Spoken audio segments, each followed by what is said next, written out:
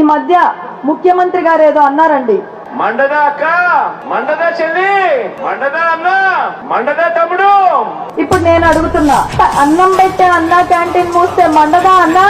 ఒక పరిశ్రమ కూడా రాష్ట్రానికి తీసుకురాకపోతే మండదా తమ్ముడు,